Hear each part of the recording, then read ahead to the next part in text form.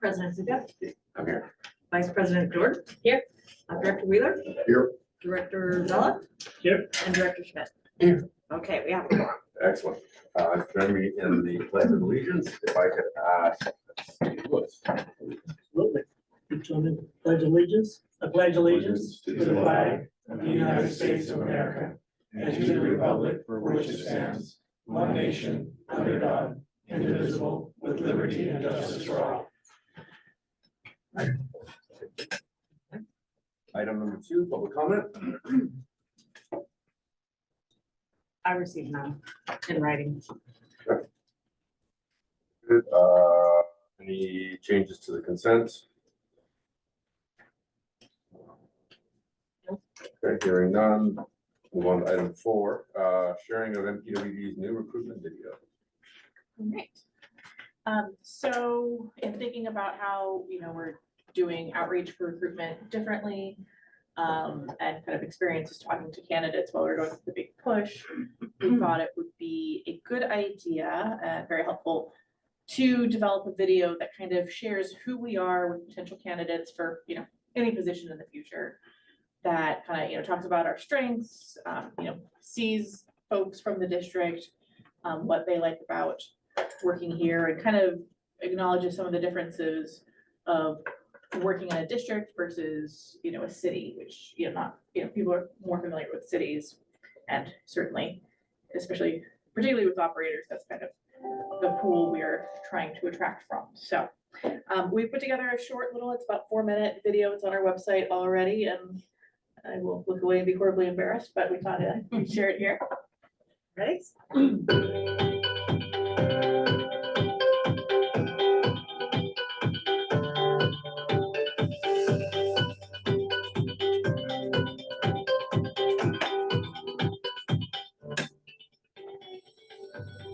The Mid-Peninsula Water District is located in the city of Belmont. We serve drinking water to the community of Belmont, as well as portions of the city of San Carlos that incorporated San Mateo County. We've been a part of the community since 1929. And one thing that I find really special is we are an independent special district. Our sole focus is on providing drinking water as a service to the community. That's a little bit different than, say, a city that has a lot of different services they provide and sometimes competing interests, right? So we have a very close-knit team of about 22 employees. And because we all have that same focus, that same mission, we all work very closely together at all levels to provide that service to our customers. Our culture here is amazing. We have wonderful employees, everybody here, we mesh well. We just recently hired several new employees, and that was one of the most important things to myself and our management team, was to bring in people who are going to fit into the culture that we have here. And I have to say that in the 25 years I've been here, this is the best culture that we've had. I love working at Mid-Peninsula Water District because it gives me a sense of pride to be able to provide an essential service to our customers here in Belmont. Give them the opportunity to turn on their faucet and not even think about the water coming out, because we're here to provide that for them. The biggest motivator for me coming to work every day is being able to help out my team and provide the guidance that they need to make sure that they are successful at their job. I like coming to work because it's a wonderful place to be here, and we learn a lot of stuff every day. You learn something new every day, basically. What brought me here was the 4-day work week. It was definitely something I wanted. My work-life balance has been great since. I'm closer to home, which is always nice. And the smaller district is definitely allowed me to be involved in more aspects of the water system than I have before. What's unique about the district is that everyone's input matters. We're a small family, and I like that in our meetings, we have our general manager down to new hires, and everyone has a voice. Well, one of the reasons I think that people should come here to work at the district is that the district continues to work on the infrastructure for the future generation by looking at the capital improvement project, improving the system. And that's what we do, is try to provide good quality water to the city of Belmont. I think a lot of people love working for the district because we are a small team. And what it means being a small team is you have a lot of opportunity to wear different hats. So whether you're on the admin team or in operations, You get to do cross-training and understanding all the different functions of your area. And it really gives you an opportunity to learn a lot and see where your strengths are and what you want to focus on as your strengths as you move through your career. 3 skills that would make an employee really thrive here are being a team player and loving working with your colleagues, having a real passion for a mission of providing clean drinking water and great customer service to the community, and loving working across all functions and having that great breadth of experience. Those are the things that would really make an employee thrive.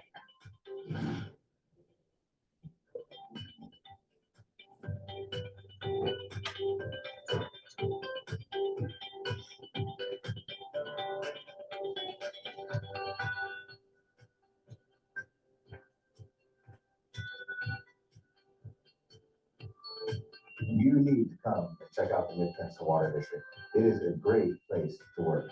Come check out Mid-Peninsula Water District. It's a great place to work. Mid-Peninsula Water District really is an amazing place to work. We'd love for you to come explore the opportunities here.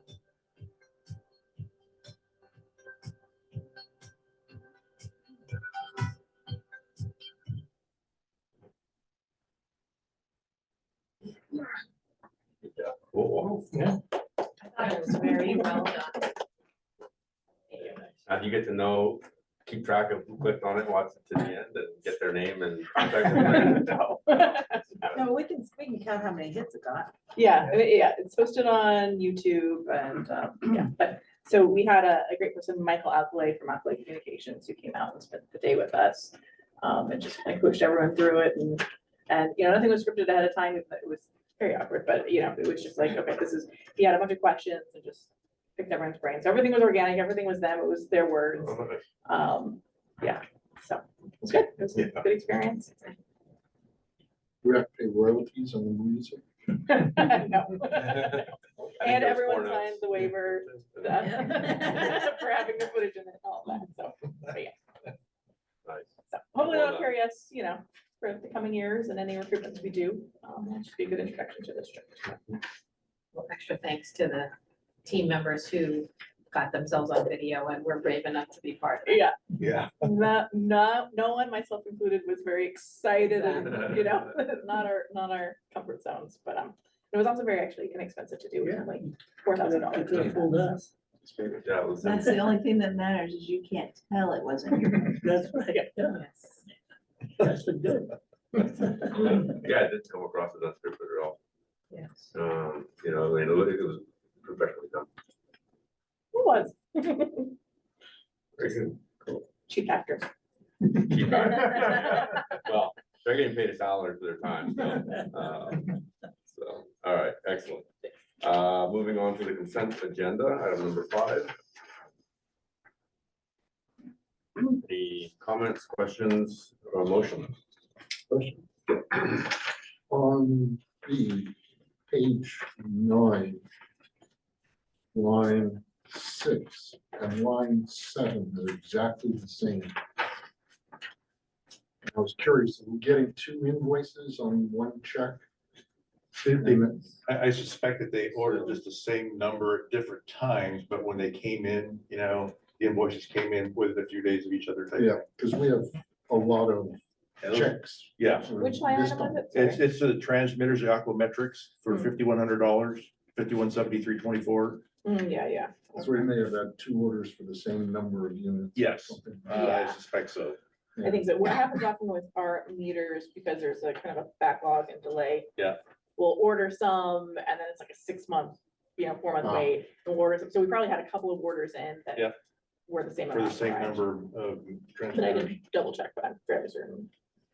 No, I'm used to Excel spreadsheets and things end up getting stuck to each other. Yeah. The copy. Well, you can see Yeah. You can see the check number. But And then if you the look check above number's it- The same, isn't it? It is the same because we put them on the same check. Yeah, Right. it's 2 separate invoices. Yeah. Thank you. Just about page 8, the 5th line down. 870,000 for a string of numbers.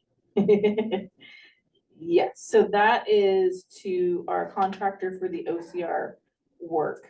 So that string of numbers is this CIP project number for the OCR project.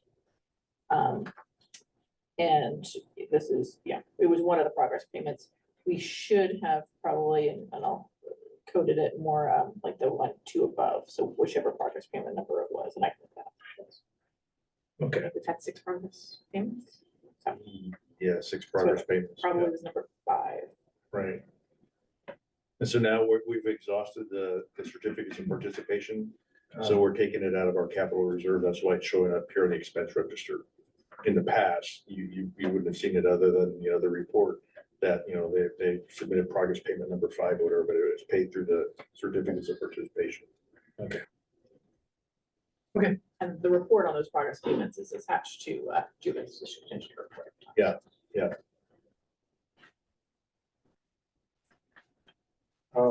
Be happy to move the consent agenda. I'll second. Great. This is. No, we do roll call, not doing roll call. All those in favor? Aye. Sorry. Opposed? Consent agenda is approved. Kurt? 5C is a resolution, so don't we? I thought we had to do a roll call last time. Oh. No, but that's because you were on Zoom. If a Oh. person is on Zoom, I have to go roll call. Yeah. This, even though it says resolution here, but it's part of the consent calendar, so we don't. Or Yeah, shall so we pull out? here's the thing with this agency. You all like to do a roll call for resolutions. You're not legally required to. So your bylaws say that you don't have to unless legally required to, but that is your practice. So if you were to ask me and I hadn't been here for 17 years, I'd say you don't need to do roll call Yeah. unless somebody is on Zoom. But you like to, and so I always, go along with it. So what do you do at this point? Do you pull it out from consent? So, no, you don't have to. So if you want to do a roll call because there's a resolution, then just do a roll call. We're for just gonna roll consent. call the Okay. entire consent All right. calendar. All right, let's just do it. Just we can decide to change it in the bylaws. No, the bylaws are The good. bylaws are Yeah, the good. bylaws say you don't have to unless it's legally. Can I have roll call vote, please? Yes, Change is Director hard. Schmidt, Yes. Director Bella, Yes. Director Wheeler, Yes. Vice President Jordan. Yes. And President Zuko. Yes, all right, after much discussion, the consent calendar is approved. All right, moving on to item 6A, the consideration of ordinance 127 for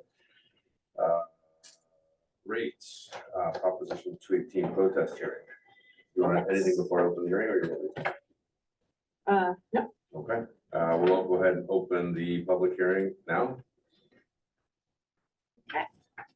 so, as this has come before the board, before, so you are aware, that SFPUC is increasing their wholesale price for us and all the other customer agencies. Previously in January, when they gave us the range notice, they said they were gonna increase it up to 13.1%, which was 68 cents per 100 cubic feet. After they finished all of their studies and deliberations and they brought it to their commission, the amount wound up at 46 cents per 100 cubic feet, which is an 8.8% increase. So those new rates will go into effect on July 1 for us.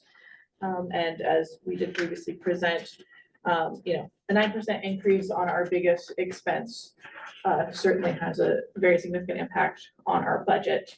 And as we have done in the past, this is just a direct pass through of that cost. So 46-cent increase to us, a 46-cent increase exactly to the customers.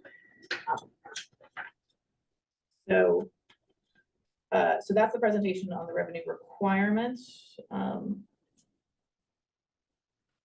Anything else that we need to add on that? Nope. Item? Okay. So the next is to consider oral. Okay, do we have anybody here to speak on the matter? We do have a member of the public present. Are you here to speak on this matter? I'm not here to speak on the matter. I'm actually here to listen and learn Okay. about the matter. Thank you. Okay. Very good. You're welcome. All right, so we have no oral testimony. And Can we- let's confirm there's no one on Zoom. Oh, thank you. No one on Zoom. Very good. And then some of the written protests. So yes, we did receive 13 written protests. 12 of them meet the criteria for being valid. As we have 8,127 accounts. And about 17 of those aren't eligible as protests because they are either temporary hydrant meters or they are MPWD accounts. So that leaves 8,110 eligible accounts. So in order for a protest to be successful, we would need to receive 50% of those accounts plus one, which is 4,056 protests. As we've received 12 valid ones, it does not meet that criteria. And as I recall too, and I don't know if you have these numbers, but this is pretty consistent with what we've seen in previous rate hearings as well. Discussions. Yeah. Yeah, I believe I heard it was more like 5 or 6 typically, so this is a little bit higher, but obviously not substantially higher. Oh, you mean the number of protests? Yeah. From previous. I want to say it was 9 last time, maybe. I thought it was 3 last time. We're only off by a factor of 3. Yeah. Same order of magnitude, every Order of magnitude. single digits before now numbers, It's so, not a large number. Okay. yeah. It was still small Yeah. regardless. And most of the comments were just, I protest, I disagree, please don't pass this with that. There was only 1 or 2 that had some more detail. And then those are the formal ones that would qualify for. Did we get any sort of comment in general? Not directly to us. As you're aware, there was 1 letter to the editor that was submitted and there was some discussion on next door, but that was pretty limited. Very good. Yeah. So the letter to the editor, was it specific to Mid-Peninsula Water or was it in general? It was specific to Mid-Peninsula Water. It was in the Daily Journal. I did send the board members a link when it did come out. And the primary concern was the fact that we were doing it as a direct pass-through of the same amount regardless of tier. And what they wanted to see was a tiering of the increase so that it doesn't all fall in the, you know, get the same impact. Everybody. Exactly, okay. The concern is a disproportionate impact for That was, percentage wise for the lower tier assumptions. that was the concern. Which, the way I understand it, if we wanted to do that, we'd have to do essentially a rate study to figure out how to apportion it. And, whenever we do our rate study, basically we'll take whatever the current SFPC prices are, and that does go into the rate study and then the apportionment when we do that. So it's kind of, every time we do that, we will do that. I mean, it might be something that we can consider developing something that's sort of formulaic in the future. There's always going to be a cost per unit increase to us. Yeah. And depending on what the tiers look like in our next cost of service study, we can possibly consider that. Okay, I guess I can close the public hearing. We still have any other comments? Just a question, Rick. You said 2 of the protests said something more. Was it much anything? So 1 made a comment about information on the Bosca website that I believe was misinterpreted, that they read it as SFPC had not increased customer wholesale rates, and they were upset that we basically were claiming it was an SFPC increase when it wasn't actually.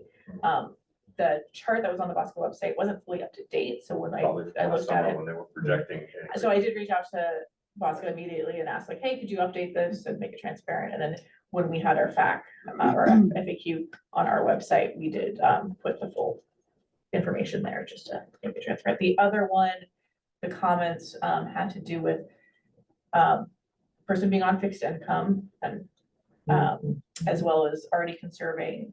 And so being asked to conserve and pay more. And also that they have trees on their properties that they enjoy and maintain. So Yeah. Kat, did you have a chance to talk to other GMs as far as, projects they may have received? Because, we're doing just a straight pass-through. Not everybody is doing a straight pass-through because some of them had to do a little bit of a catch-up as well. At least we were lucky just to do the pass-through only. And I was wondering if you had a chance to talk to other GMs. So it was interesting, that most people were doing the pass-through. Not everyone was aware of how to do the pass-through. Some agencies, cities often do like I think you, Palo Alto, right, does a Prop 218 every year, so they probably just roll it in, so not So we everyone have was, 5 rates that we're doing it all at once. yeah. And if you do it every year, then, a pass-through doesn't necessarily But we have raise a pass through specific too. attention, I mean, because it's not done separately, Right. right, if you do it every year. So, yeah, but most everyone else, is actually similarly doing a full rate study themselves, so they're kind of, they have timing issues when they're looking at that, as we were thinking of the same. So even if you do increases regularly or every year, I mean, it's gonna be impossible to hit it right when the pass-through comes in. You're gonna be either above or below it, and then you still have to make the adjustment or wait for it to catch up with you. And, yeah, I mean, it's either way, but at least, this could be justified as, it's costing us more to purchase the water, so therefore, Yeah, it is what it is. I mean, it's a straight line in our budget, and expense and revenue, so. It's our both largest sides. expense. Yeah, it yeah, is. it is, yeah. Yeah. All right, Excellent. that's it. Well, I mean, I'll add just for comparison, Palo Alto's water is going up, I think 12.5%, so we're in the double digits. this year. Okay, with that, I think I need a motion and, let me roll call vote. Yeah, I'll move. Second. Ordinance 127. Okay, Director Bella, Yeah. Director Wheeler, Yes. Director Schmidt, Yes. Vice President Jordan, Yes. and President Zuko. Yes, Motion passes. very good. On the regular business agenda, item 8A, receiving a summary report on the preliminary draft of the capital and operating budgets. Yes. Yes. So we had met, the finance committee had met, well, as management, we've been meeting for the past month to go over some budget assumptions. We talked about the SFPUC increase. We've talked about salaries and benefits, how we're gonna be fully staffed here.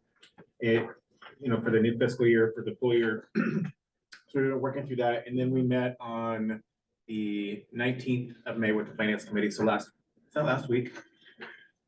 Our days are running together. Kind of go over, we went over the detailed budget, so line item by line item essentially is what we discussed last week during the finance committee meeting. And just kind of the results of our budget discussions. We're coming up with basically a surplus of 753,000 for the preliminary budget. On the operating. On the operating budget, yes. That's excluding the capital items that we've identified. One caveat to that is we were gonna propose an increase to the tree maintenance program. We just got a revised estimate in the past week of approximately 180,000, and we had originally programmed about 50,000 for that. So that one would be going up. Yeah, and the budget's coming back to you next month for. And yeah, so this is budget, this is the budget hearing, essentially one of two, so that'll be coming back to you next month. So just some significant highlights, the water commodity charges are going up. We had budgeted 8.8%, as we just recently discussed, and there's a commensurate 8.8 increase in the purchased water for that particular increase. So we basically just netted the two. We did drop the non-operating revenues down to 75,000. So this year we had it approximately 800,000 for the insurance claim, as well as some other items that we don't, those are all one-time revenues, so we're not expecting to receive those this coming year. the lease of physical property, we are removing the amounts associated with Folger Drive property because that lease receivable, there's a cell tower there that, Not Folger, no, it's a construction company that's leasing the property that's what it was. for Thank you. staging Yes. purposes. So that's going away this coming year. So that's about a $30,000 Where was decrease this in at? revenues. On Folger Drive, our Folger Oh, property, that's right, yeah, of course, yeah. So, and then just interest revenues are going up. So, that's based on the new US Treasuries purchases as well as just interest rates in general going up. So we're making some wiser investments. So that's been going up and really been helping with increase our revenues. For salaries and wages, so again, this past year, we contemplated, we were about 75% staffed. Next year, we're gonna be 100%, and there will be some overlap between Juanita and Rena's positions. So we've budgeted for approximately a quarter of the year to have an overlap from Juanita's position, and then about a half a year for Rena's position. So that'll be, 3 and 6 months. We've got about 9 months of additional salary that we'll be incurring for that overlap, so that way those folks can get trained up to what they need to be doing. The next significant change is that purchase water. So again, 8.8% increase. It doesn't change as much as the overall revenue piece because, purchase water is just a little bit lower. So when you apply that percentage, of course, you don't get quite as much, but we did budget for that 8.8 increase. And then the last item is the system survey. The last significant change anyways is the system surveys. We're budgeting about 665,000. And that's mainly to account for that a transmission main condition assessment. That's the biggest increase on that. So that's something we haven't done in a long time. And then we've also included a leak detection survey that hasn't been done in approximately 3 years. So originally the budget we had planned was 753,000 surplus. That will decrease a little bit after that one change that I noted earlier about the tree maintenance program. So that'll drop down to about 600, maybe 625. And we do have some capital projects that we've been discussing, and there is a listing of projects on. James, can I jump in? Yeah. While you're doing that, so the transmission main assessment that we just talked about, we get our water from 2 different spots, one at the very top, one at the very bottom. We did a condition assessment of the pipe that brings water in at the very top. And we found that pipe is in good shape, so that's good. There's some areas that need work, which we're working on adding air reliefs and other things, but in general, the pipe was in good shape. So those 2 are our Achilles heels, right? If one of them goes down, we're in really bad shape. This budget is for the older pipe, which is coming in from Redwood City down into Old County Road. And it's a different type of pipe. That was steel ductile iron pipe. There was a newer pipe up top. This is an old concrete pipe that's reinforced. And so it's a different type of inspection, but that's what that number is for. So we've actually never done an inspection of that pipe. So it'll be really good for us to just know the condition, if there's areas that we need to go in and do the work, because we don't want to have to wholesale replace it, right? So it'd be good to see what the condition is and be able to budget any kind of capital, any fixes into our capital program and be in control of that rather than reactionary, be proactive. Good question to you, not budget wise, but the line that we have from Topaz all the way here, this 20 inch, that's all ours, right? Yes. The one on top, is that all ours also? Yes. From the connection of San Francisco all the way up? Yes, and we have a pump station at the top that takes the water from San Francisco, pumps it into our home line tanks. Correct. It gravity feeds on that. Correct, yeah. Cool. You don't have exotic protection on that thing? Which one? Going up the top. No. Those things, they probably didn't. No, they did. It was just, it just wasn't put in. So Another question, what's the difference between that main that you're talking about and the replacement that we're doing on Hill County? which main, I'm sorry? The one down below. The one down Old below, County. The 20 inch. Oh, right. It's just a much longer, it's the same main, actually, there's a portion of it that we are replacing, but I'd say it's probably like 3 to 4% of the entire length of the pipe. It's several miles. I think it's, Yeah. 6 miles or It comes, something. comes from, I believe Topaz and Alameda. Maybe I think it's Redwood 4 City. miles, but It's further, it's a, yeah, no, what is that tank called? There's a tank up it's there. a Redwood City tank. Not Hallmark. It's not home. Hillcrest, it's actually on Hillcrest. Hillcrest. That's where Well, that's what we call it. I don't know if that's Redwood. No, City. that's the street name is Hillcrest, it's actually, So we have a Few blocks from my turnout house. right within a city of Redwood City tank site. Mhm. And we actually, several years back, I think you were on the board, we did some Hillcrest. work up there, we put a pressure regulator. And so we're able to control pressure a little bit better, we're seeing some pressure spikes from San Francisco, so now we're able to control the pressure. But it's the same pipe, the same vintage of pipe, the pipe that we tied into looked in good shape, but because there's steel and concrete, just there may be some specific areas that are corroded or are seeing corrosion, and this inspection will be able to pinpoint those and go in and fix them, so. and it's a little confusing because this is one of the projects in our capital improvement program. But for accounting purposes, it's considered in operating, so that's. It's not a capitalizable cost, is the reason that it's. Because it's an Inspection. Yeah. James, just a reminder that the percent increase column for the income sort revenue doesn't seem to be calculating No, the yeah, you're percent right. increase correct. Yeah, you're right. And one thing I just wanted to add on, assumption for sale of water, we're assuming that water use is consistent with this year. So we're not assuming any increase or decrease in water use.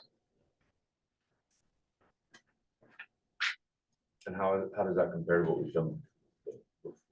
Last year, we assumed a modest increase because we're coming out of the drought period, and I believe it was 1%. We went very minimal because we didn't want to overshoot. And that was pretty close to what we're seeing, so. I think, it's been cool so far, so. People have been trained well. We've had a lot of. Yeah. Oh, okay, I almost used to do some demand forecasting once upon a time. We taught them well, sorry. Any other questions on the preliminary draft budget? One thing I did want to note is there's a capital section down below. So we do have about 12.7 identified for capital projects. Some of that, about 400,000 of it is for capital related purchase, like equipment purchases. And then we've identified 2 separate categories of capital projects, one for PAYGO and one for potential debt financing. So the 4.6 will be coming out of operating reserves. And then the 7.7 will be coming out of potential debt financing, but those projects won't go until we get any debt financing. Yeah, and so we went over the projects and the assumptions and actually looked at with the finance committee, and we actually did a 5-year look ahead at the CIP made and working with Juben, we made some assumptions on what projects we see in what fiscal year and what proportion, and recommendations or assumptions based on what we, staff would assume to see as PAYGO versus debt financing. But of course, that is a greater discussion that the board will have. And so I just want to talk a little bit about kind of the plan for that. So we have the next finance committee meeting scheduled June 5th? June 5th. Yeah. And that will be with HF&H, our rate consultants, to present the details to the finance committee. And I'll bring it up in my general manager report. We'd like to schedule a study session with the board to talk about and actually play with the rate model that they've built. So, we did this with the finance committee already, but so that the full board can kind of look at the trade-offs in the way we plan the capital improvement program and, how much goes PAYGO, how much debt financing, what's the timing of the debt financing, et cetera. As well as all the impacts on our reserves, especially in light of our new reserve policy we just adopted. So that's how we plan to proceed, so that, you know, there certainly may be adjustments in the capital improvement, section. And that study session will probably be in June. That's the hope. So we have at least our first full board meeting before this full budget is adopted. But keeping in mind, of course, these are obviously big projects, so each individual project and contract will come to the board for approval. So even if it's adopted and the board has a different desire, we can adjust. As far as, Juven, I guess it's quite right for you, in terms of the sort of life cycle approach to the pipeline replacement that you were considering. I'm pretty sure it's not in the budget. No. It's But thoughts on, what that dollar amount looks like and, I think we were talking about on the order of 7 million a year. It's 7 million just for pipeline, Pipeline. not including tanks and pump stations Right. and so forth. So we would not be meeting that life cycle. It would, I mean, to be quite frank, it would lower the budget and the rate increases out of the water. It's something that the board needs to be aware of, that even with these big increases and even with these expenditures, we're still not meeting the renewal of trying to get our pipes replaced once every 100 years. But I know you don't want to compare against other people, but we're doing a lot better than other people. So and I think we're trending in the right direction. I would say that there's awareness as our customers are aware, the board is aware of the need for capital, replacement. And those are two really good key factors, because a lot of agencies, that combination is not there. And I would encourage the board to just have that at the forefront of the discussion while you're looking at rates and so forth. So more to come. All right, no action needed. You have what you need. Yep, this is just the first step, so. Item 8B, I didn't see anything. Did we receive anything? We did not receive anything from the consultants in time. However, we will absolutely have it on the June meeting. Thanks for a quick agenda item. 8C is the first quarter water conservation staff report. All right, so we have our newly minted water resources coordinator here, Drew Boast. So I actually had the pleasure of working with Drew for several years at EKI before I joined the district. So he, has been very quickly getting up to speed. He started at the beginning of April and then promptly left us to go see some eclipse or something. Or something. But he's been working very hard since, and so I'll turn it over. I'm not sure how I feel about other people having left DKI, joined and left DKI since I left DKI. Well, there's been a lot. I mean, they're up to like 150 Are they employees. really? Mhm. They've been growing. Or was it 125? It's, I think it's closer to that, but yeah, they've been growing a lot. Wow. It's 60 around there. Good training ground. Yeah, for sure. Yeah, thanks, everyone. Nice to meet you all. Yeah, we go over some recent updates to some like water conservation regulations that have been happening, as well as some like details about some of our rebate programs that we offer. So yeah, starting with the non-functional turf irrigation ban. So basically last October, the state signed a law, a ban of using potable water to irrigate all non-functional turf in front of commercial, industrial, institutional properties. So non-functional turf meaning any grass, lawn areas that don't serve a specific purpose. So things like soccer fields or like community parks are all exempt from this ban, but other things like street medians or areas in front of commercial properties, those will all be banned from being irrigated essentially. The state will hopefully in May create a compliance certification form that we can use to help implement this ban. But essentially, the onus will be on the local agencies, Mid-Peninsula included, to enforce and implement this ban for the customers.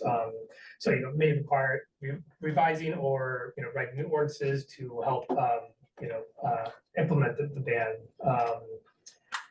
currently, the legislation states that customers could face up to $500 per day penalty for not complying with the ban. I think there is language to say that we can create our own,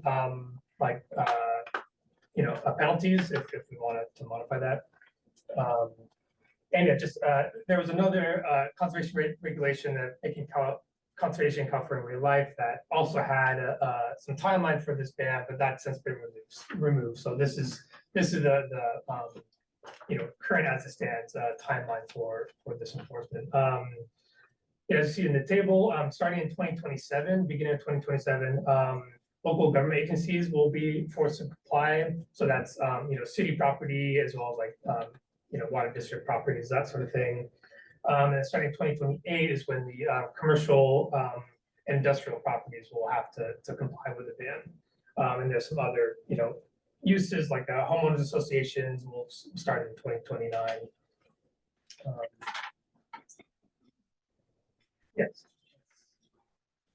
I'm down the pike, obviously, in a few years out, but yeah, something to start kind of thinking about in terms of how we want to start. Do we have any idea of the scope of what kind of non-functional CII turf we have in our service area? We don't yet. Yeah, not at the moment. There's various ways we can go about estimating that. Some of it, it's a little tricky because not all of these areas are going to be metered separately, right? So that's like kind of the starting point. Okay, like what are these large commercial metered irrigation, landscapes that we could use? There's various methods like using like remote sensing, for example, to estimate this, similar to what has been done for other types of conservation regulation, like the urban water subductions, that sort of thing. So yeah, something we can definitely look into, and there's different methods we can use to do that.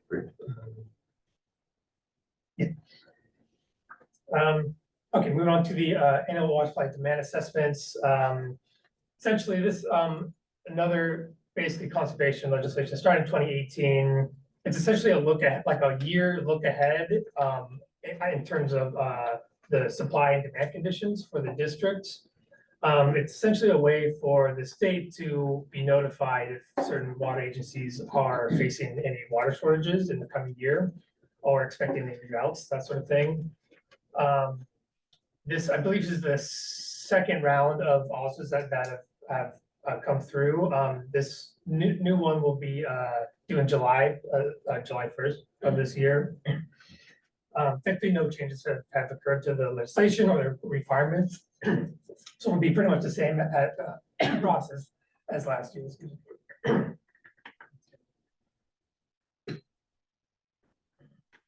And thankfully, this doesn't anticipate any water shortages this year, so it'll be pretty much the same effort and just another box to check in terms of the regulation requirements. Okay, so moving on to the MWELO regulations, the Model Water Efficient Landscape Ordinance. So basically, this is an ordinance that was passed by the state in 2015, essentially requiring any new construction projects that meet a certain size threshold to have certain requirements about the landscaping that they implement. Basically using native low water use plantings, certain water efficient fixtures, basically as a way to reduce the water use that's going into new construction for these landscaping projects, mostly geared towards residential developments. The district has a local version of this, the WELO, that was implemented in 2016 through an ordinance. But recently, the DWR is proposing an amendment to the state ordinance, essentially as a way to make it easier for people to comply. I think as it's written currently, the text is pretty confusing and kind of hard to follow. So I think the goal is to make it more streamlined, a little bit easier to follow, and there's certain specific requirements that they're basically getting more relaxed on, just to make it easier, certain requirements about how to prove what plants are used and that sort of thing. But ultimately may require us to modify our local ordinance to reflect the changes going on in that the broader legislation. So as of the 15th, the state actually approved those changes last Wednesday. So that, and I'm not sure about the timeline in terms of when that actually gets passed in law, and that's the thing. I think it's gonna be in the coming months, maybe towards the end of the year, although I don't know exactly. So yeah, so that's coming up soon, and that's something we need to look at in terms of what exactly we need to edit and change in our local ordinance to fit with those. And if I might add, when Wheeler was originally adopted, Bosco worked to come up with a local version of Wheeler that most of us adopted so that we have consistency between agencies. So I've talked a little bit with Danielle at Bosco, and they, intend to follow it, and if it makes sense to do a similar regional version. Yeah, and I'll say it'll be great to have a more streamlined version. We get a lot of these requests, and I think, yeah, it can be a sticking point for customers of having to just go through another permit thing, and yeah, so whatever makes it easier for us and them to implement is gonna be great, I think. Okay, moving on to the urban water use objectives. So I mentioned this earlier, the legislation making conservation the California way of life.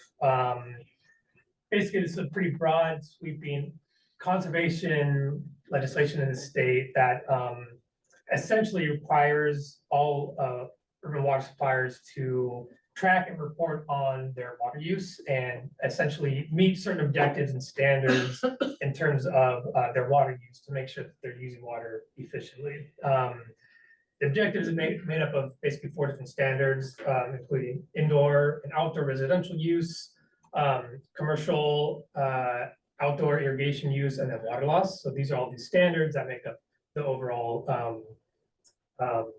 objective, essentially. So each local agency has their own objective that's met up with the standards. This process has been a huge pain for a lot of local agencies. It's the initial draft of this legislation was released in August of last year.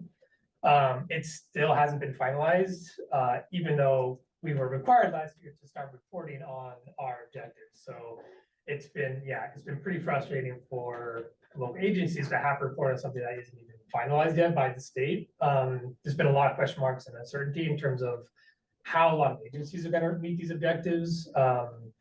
And so, yeah, the most recent update to the legislation was recent in March, just a few months ago. Thankfully, through There was one that just came out actually like a week or so ago. Is that right? Like, Okay. or maybe even last week. Yeah. Sorry, but yeah, this regulation development actually has the designation of, or distinction of having the longest public comment period in all related regulations from the state board certainly, and I think the comment might have been statewide, just because it just keeps going. Yeah, and thankfully, through help of the ECWA, Association of California Water Agencies, the most recent version of the regulations have been largely in the favor of local agencies. They did a lot of work on behalf of local agencies to basically, extend this timeline that local agencies have to comply with their objectives.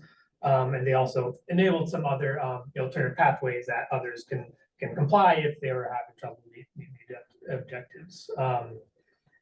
So final draft of regulations are expected by the beginning of next year, although, I don't think anyone will be surprised if those aren't actually finalized then, and we have to, wait for another, who knows how long. So yeah, we'll see. That's what they're saying, but yeah, not holding our breath. But the good news is that Yes, yeah, well, coming down to how it affects Mid-Peninsula, currently as it stands, we're doing great in terms of how we're meeting our objectives. If you think of it as like a cap, this is the max amount of water we use. We're up to 70% of that maximum amount of water. And as something I failed to mention, some of these standards get increasingly more stringent as in whatever 5-year increments. So even with the most stringent standards and objective, looking at our current water use, we're still below that threshold, below the objective. And that's without doing any further conservation or anything like that. So yeah, I think we're in really good shape in terms of how we're level up to those objectives. And yeah, so it's good news for us for sure. But yeah, hopefully that'll be final soon. And you know, I know there are a lot of other agencies that are not in the same boat that are really, you know, worried about how they're gonna be able to cut back so much more water and meet these objectives. So yeah, we're in a fortunate place for sure. Okay, final item for me, just a summary of our current rebate programs that we offer. So we have 4 different rebate programs, Long Be Gone Rain Barrel, the Ratio Smart Irrigation Controller, and then the Irrigation Hardware Program. As of this year, we've had 7 rebates that have been submitted for Long Be Gone. And I think, let's see, a total of almost 5,000 square feet of lawn removed through those rebates. So Rain Barrel, we've had 3 rebates processed this year, and 9 different smart irrigation controllers that have been redeemed for the program. And in terms of the irrigation hardware program, we've had 0 this year and only 4 last year. And that's pretty much it. Yeah, not a whole lot of action on that rebate program specifically. And I think that's all I got. Good. Any additional questions? Sure. Yeah, how do you think we compare to comparable agencies on these rebates? Do you have a sense of that? In terms of like number of rebates we administer, I'm not sure. Yeah, that's a great question, and it'd be really interesting to compare us to other Bosco agencies to see how they are getting in terms of like uptick, and that could be a cool study to do, like a kind of per capita number of rebates that are implemented. So yeah, I'm not sure right now, but I could definitely look at that. That'd be interesting. Yeah, you could do a really sophisticated study, or you could just call up a couple and say, Sure. what's going on there? Call it Bosco and us now. What's Yeah. that? I can call Bosco and whatever. Sure, sure. So nothing urgent, but it'd be interesting to see this. If somebody's doing really well, then the next question is, why are they doing well? Can we learn anything? How are they doing it? Yeah, exactly. Yeah, great question. So on the spike, and does anybody remember what the Long Be Gone back in 14-15 and why we got 6? Well, Was it PG&E, did the PG&E want to get rid of a lot of lawn? There was I want to remember that was one, and then I remember, but I thought it was more recent, there was a homeowners that one I think association. was, yeah, that was 15-16. They had a massive area, Yeah, but that was commenting more on the numbers, like in the 14-15 timeframe, we had 16 different rebates go through. oh, that's. And it wasn't a, Yeah, yeah, I think it was the next year, 15-16, that we had that HOA that converted a lot. yeah, the HOA, and I remember too, Jeanette talking about, and Tammy, their PG&E had approached us about wanting to remove a lot of lawn. I'm assuming on an industrial site, you know, their courtyard or something like that. When did we go to $4 a square foot? I don't remember. Likely during that drought. I mean, that I was would imagine. Yeah, Yeah, that lines up right with that end or middle of the drought. So I imagine Yeah. customers are pretty keen on. you know, that's a new chart that you haven't seen before that actually shows that square footage. That's good. Excellent. Any other questions? Thank you for the first report. For sure. Yes. Thank you. Thanks, Drew. Thanks. I think Drew's gonna take off pretty soon because he's got a commitment tonight, but Oh, don't worry. thanks for presenting. For sure. Bosco. Last update. All right, the meeting was Tuesday, May 16th. And it was a regular meeting. And we were reminded that the board would be considering approval and the agency mission-driven work plan and the results to be achieved for the coming fiscal year. As we've said more than once, the Bosco mission is to provide reliable supply of high quality water at a fair price for the water users, and Bosco, just a reminder, you know, they represent agencies and water distribution companies in Alameda County, San Mateo, and Santa Clara County. So the board's action for that meeting were to include the budget and the funding plan, just like every other agencies up and down the peninsula dealing with water for the cities, you know, everybody's working on the budget to close the fiscal year and have the funds for the work plan for the year. Most of them start on July 1st. Separately, the board will also consider the approval of 18 professional services that they contract with, including but not limited, like the legal and the study sessions that they have, we have 18 of these contractual services, some small, some large. And we also discussed the CEO notification to the board that of her intention to retire this December. And the board will take the first important step, which we did, necessary to transition to begin the recruitment process for a new CEO. So, the new chair and vice chair were hit with this right away from day one. Thank you very much. It's karma. Yeah, I know. Then we had the SFPUC report, which there's no need to go through because Rena will give us that. And then we approved the consent calendar, which included the minutes of the previous meeting, the suggested budget status report, and some reimbursement and some run-of-the-mill stuff for the consent calendar. And then on the action calendar, the CEO presented the proposed budget for 24-25 and the work plan, and the results to be achieved, including the operating budget. And the board approved both the fiscal year, work plan, the results to be achieved, and the budget. And the budget this year is just a little over 5.6 million. Okay. Then we also proposed the funding of the plan option 2, and that is the basically the assessment that all the agencies members of BAUSCA will have to give to BAUSCA to operate. And there were 4 options, and one of them was like, but depending on how big the option is on the increase, that's how much we need to go into the general reserves. So we had the 8, the 9, the 10, and the 10, the 8, 9, 10, and 11 increases, and the board chose for the 9% with a little bit dipping into the general fund, so that we don't increase the assessment by too much, especially for a smaller agency like ours.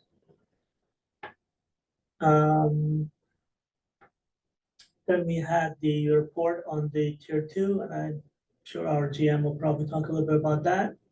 So there's no need to talk about that too long. And we had a little talk from the resource engineer. They talked about the reliable water supply strategy 2050 and the discussion on reclaimed water, recycling water, and all that stuff.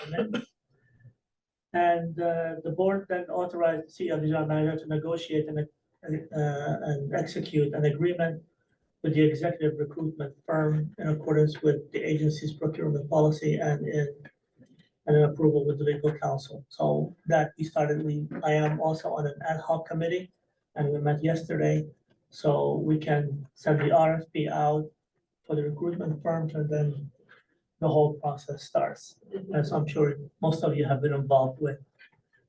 And that was it. So I don't know if you want to talk a little bit about tier 2? Yeah, so a couple, so tier 2, almost 2 years into it, I think, I'm losing count, I think we've had 21 tier 2 negotiation meetings so far.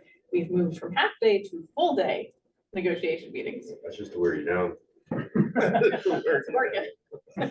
You can vote quickly. But we just had our first, full day, and we have one more full day planned, and I think we will be done. So we have, the goal is unanimity among all of us agencies. So we're darn close. We basically got unanimity from everyone except for a couple that said, hold on, I haven't been involved in paying attention. I want to go back to the shop and analyze and make sure. But I think it feels like we're very, very close, which is great at this point. We'll present, of course, the details when it's ready, but no one's happy. It's like all good negotiations and compromises. It's a compromise for everyone. There's not a happy person in the room. But I think the task is looking at it regionally and regionally. I think it's good. I mean, we'll get there. So, and I think that the primary focus is the next meeting is actually going to be on the outreach and kind of board, city council communication materials, to make sure that, Bosca is supporting us in communicating. This is rather complex. In some ways, it's simpler than the current tier 2, and in some ways it's more complex. So it's, it'll be a complex thing to communicate how we're gonna allocate water amongst ourselves during a drought. But it's so close. It's so good. Can you highlight what the actual functional differences, like high level? I mean, like there were 3 items before that used to get factored in. What are the? I'm not as familiar with the current old tier 2. But one of the main fundamental challenges with the current is that it basically, when you work through the equations, work through the model, you allocate all the water and then you start taking it back as you move through, and then you can wind up with water left on the table with no method to reallocate that. So it's kind of this false, unnecessary increase in drought conditions or drought impact. Granted, this has never actually had to be implemented so far. And, one thing that just kind of, is important to understand as we talk about tier 2 and drought allocations is that San Francisco has never turned off the tap and doesn't anticipate to turn off the tap. Even if you exceed your drought allocation, it means, of course, that there's a greater financial impact for exceeding your allocation. So it's, something that you have to temper and plan for. And if you're an agency such as Alameda County, that often probably will go over their allocation because of their complicated multi-source, multi-supply, source supply portfolio. That's just part of the planning. But this one, very from the front, it's a 5. I've lost track of how many steps we have because it was step 0 to step 5. So I think we still have 6 steps, but it's all additive. So we don't have that any water left on the table, which is really important. And also doesn't feel like you're having water taken away from you, which is certainly, an issue especially when you're sharing with others who are involved in the weeds of how the model itself works. So, but I think it's a good place. It's logical. It makes sense to explain the approach and the decisions. And Mid-Pen being middle of everything, we wind up pretty much, if it's a 20% shortfall, we get a 20% give or take, allocation. So we're right on par. We're still on the other end of the spectrum. Yeah, and other agencies have other results. Yes. But we're pretty middle in terms of all that 26. So when do you think this approval is gonna happen, and then what will follow that? The goal is to have everything agreed upon in June. Might include the water manager meeting because these talks have extended into the water managers meeting too. And then Nicole will bring it to the board. Yep. So and I think I'm blanking if it goes to the Bosca board first or if we bring it to our individual agencies for approval. I think it was Bosca board and then we'll bring it to our agencies for approval because it will be a water supply agreement amendment. Amendment to our contract with SFPC. Yeah, Danielle's report was a little short and just factual only, and she didn't want to expound on it. And she said, "We are so close. We're So really close. I don't want to jinx it." No. Yeah. Yeah. The current tier 2 is a part of the WSA, is it? It is. Is it really? I thought it was an agreement amongst Bosca agencies. I didn't think it was part of the agreement with San Francisco. It is. There is the methodology included, and if we don't agree to one, then SFPUC will impose one. Right, so that's what I'm saying, it's part of the, there is a tier 2 in the WSA, but the actual spreadsheet that was agreed to amongst the Bosca agencies was not adopted. It was agreed to amongst the Bosca agencies. You might be right. This whole discussion is also tied to the minimum purchase agreement. I mean, I'm dusting off brain cells. Which that one's definitely gonna be WSA amendment. So I could be slightly confusing the process, but I thought we at least have to bring it to SFUC, and they can't really say no if they have to review and sign off on it. Yeah, I think, as I recall, I could be wrong, tier one is split between Bosco, SFPC and all the Bosco agencies. Tier two is in there by name, but again, I just don't think that the spreadsheet, you know the spreadsheet I'm referring to, right? That, the name that was in there.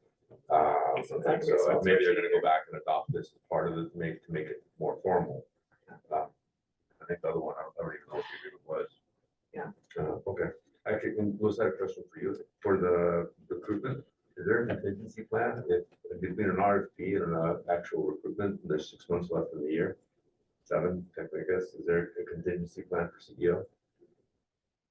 That's a pretty tight timeframe to do. all that. It is, and the schedule is out actually, and the ad hoc committee, and so, yeah, it's a pretty aggressive timeline, but we are determined to bring the new CEO by September. September, you're gonna do an RFP and the recruitment by September? Yeah. Okay. Make it a So shorter because- fee. That would take a year to follow up with. We wanted, because we want to do the little overlap, because Nicole is determined at the end of the year, she's gone. That's it, Yeah. you know, she's already set up in Oregon and she's gonna move up there and. Yeah. Okay. And, they bought the property and they're set determined, you know, so, and. I was the one that actually, you know, proposed that there will be a little bit of some overlap, you know, you cannot just have, you know, an empty office and somebody new comes in, it just like doesn't happen that way. So hopefully we'll have at least a couple of months of overlap. Yeah, it is aggressive, yeah, you're right. Really is. Very aggressive. Good luck with that. Mhm. It's a lot of meetings. So I already have like 5 meetings set up. When I'm in Europe, I have about 5 meetings on this issue. It's like, seriously? But the meetings are gonna be in the morning here, so it'll be like 6 o'clock in the afternoon, so it'll be fine, you know. It's better than the next for you. Yeah. Yeah. Yeah, these meetings are in the middle of the night. Exactly. This one is at midnight, you know, for me, at 3 o'clock in the morning. Anyway, all right, You good? thank you. Actually, one thing, I did include the press release from Bosca in your packet, regarding the Bay Delta Plan amendment. So I think I previously mentioned that the court case that was pending, the judge did find in favor of the state on all claims, but an appeal has been filed. So what that just means is the end is nowhere near. There won't be any new information for months as it kind of starts the process. The process has started, so. Is everybody familiar why the appeal was filed, by the way? But the decision was made. Technically, the housing element was kind of left out. And Bosca, this is what we're all about. I mean, because we deliver basically domestic water, you know, potable water. And the state is harping on more housing. And these guys make a decision like that, so, you know, so we think we have a very good chance in the appeal. That the appellate court will probably look at the housing element a little bit more closely. Very good. Item 8E, report on water system conditions. As the monthly report, I brought in this month, the US drought map. So that was the first thing you see, the first slide you see. Just because there's not a lot going on in California, we're you know, doing really well. We don't have much of a drought anywhere other than the very extremities in the very north and very south. But, you know, looking at the US drought map, you see that, yeah, our state looks in really good shape with respect to drought, but in this other parts of the Southwest, Arizona, New Mexico, and Texas, they have much more drought intense activity taking place there, and especially in the very south part of New Mexico, near the Texas and Mexico border. They've got some pretty extreme drought conditions taking place there. Feel for them, and we've been through that. But if you go to the next slide, Monique, the next one, you see California, like I said, we're still looking really good, even though we haven't had as much rain this year as we did last year. All that water is still kind of hanging in, I guess, in the soil profiles, and it's just not showing up in terms of the drought. And again, if you look at that table on the far right side, that last row 1 year ago, even 1 year ago, after all the rain and so on, at May in 2023, still only 16% of the state's land area had no drought. This year, it's 97%. Pretty much the entire state has no drought conditions. Last year, 68%, had no drought conditions, and then it kind of went. So the water was still seeping through, I guess, the profile. But it's just interesting. And then it just kind of stayed like that. We've just been looking really, really good. The next slide is just the reservoir conditions throughout the state. All very healthy. The only one that's, I wouldn't even call it unhealthy, is the San Luis Reservoir. It's only at 85% of its historical levels for this time of the year, but everybody else is at 100% or more. So we've got a lot of water stored. Snow starting to melt in the different watersheds that fill these reservoirs. So we're still looking pretty good. The next slide is from the SFPUC report that they shared with the water managers, the upcountry snowpack. The red line is this year's snowpack, and so you can see that it reached its peak in the first week or two of April. Ended up a little bit higher than what the 30-year historic median is for the snowpack, and off, a little bit further out before it started falling down, but it's sure falling down rapidly. And it's, I guess, a function of just not being a lot of rain and a lot of snow, even though that from time to time you hear about these rain and snow events in the high Sierra Nevada. It just started to melt. Of course, it pales in comparison to last year. Pales in comparison. The next slide is the Hetch Hetchy, the precipitation that SFPUC shared with us.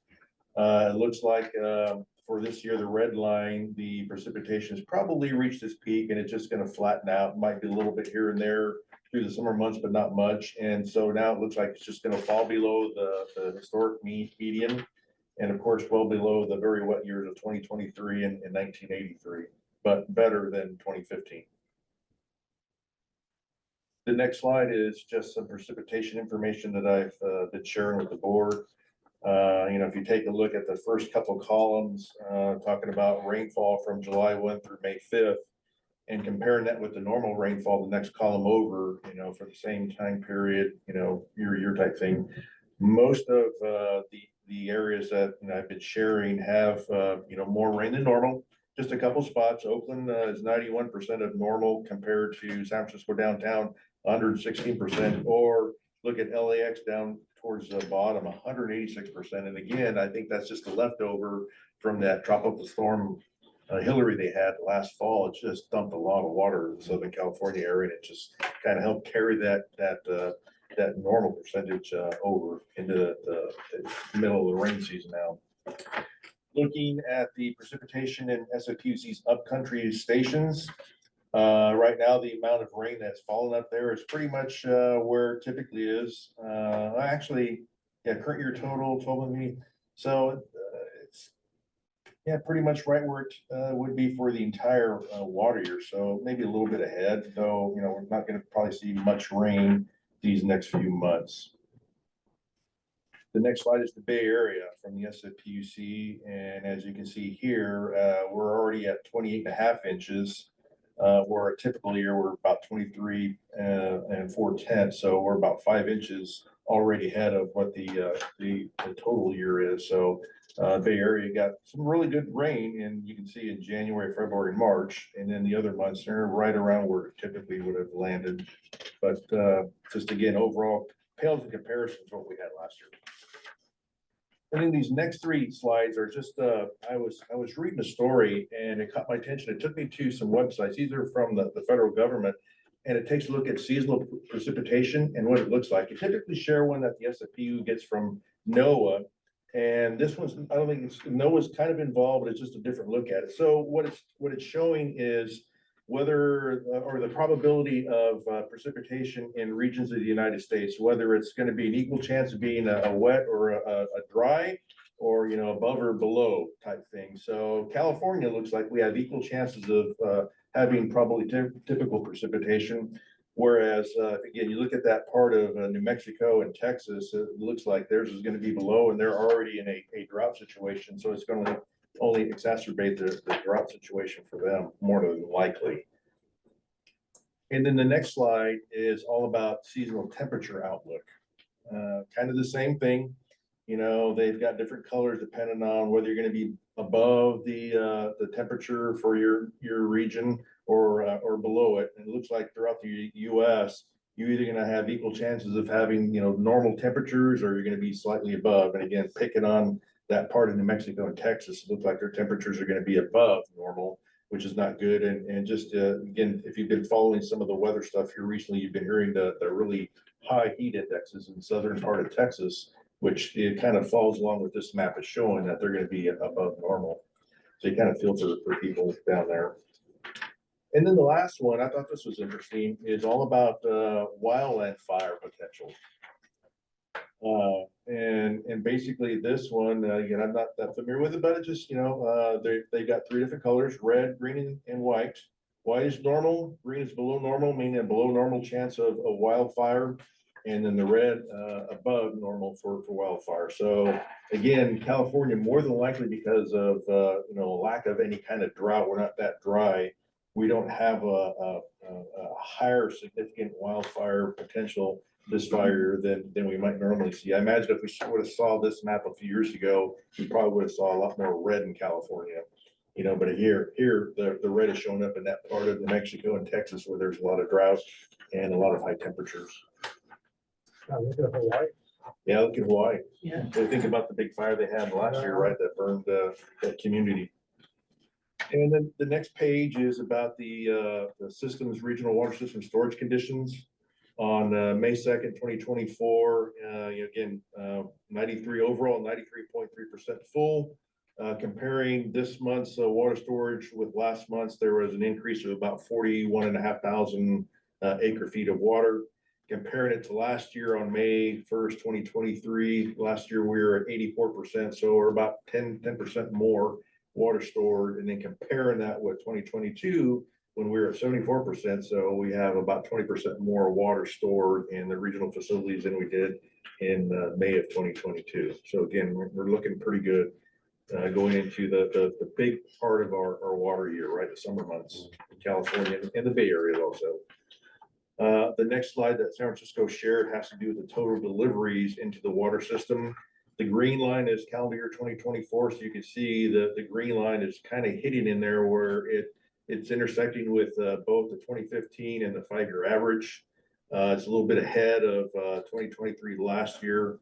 So it'll be interesting to see, you know, that I think folks are kind of getting used to, and as Kat was sharing with us, I mean, you know, our water use here is going up a little bit, but not a lot. And I think people are recognize the fact that it's important to conserve water, but also wanting to have maybe some tomatoes growing or planting some lawn. Today at our rec session with our staff, one of our employees was talking about wanting to be able to water his lawn, you know, or, you know, you want to get away from watering lawns, you want to get away from having lawns, period, but not Jonathan. Jonathan wants to have lawn, and it's nice to have lawn, but they are high water users, and we're trying to encourage not to. But anyways, getting back to the last couple slides, just kind of looking at our water customers. The next slide, our annual water use. The water use this year right now is basically at the same point in deliveries, 77,000 units of water for both April of 2024 and April of 2023, below the 2015, which is a very dry year. It's kind of surprised, but we'll see how it picks up. Last year, you know, 2023 really picked up in July and August, which is normal.